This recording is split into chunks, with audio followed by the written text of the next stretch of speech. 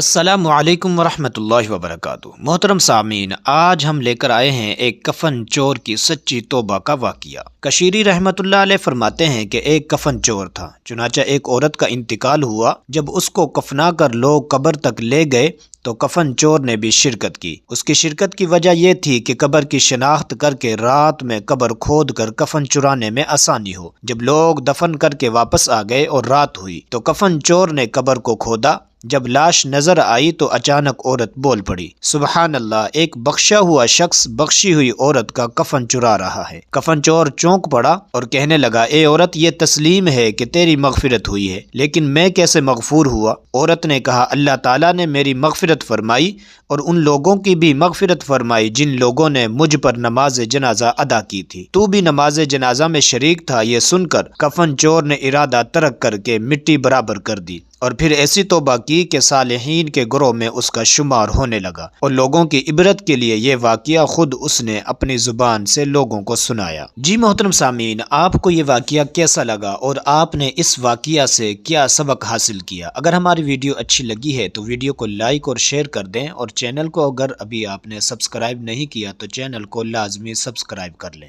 وعلیکم السلام ورحمۃ اللہ وبرکاتہ۔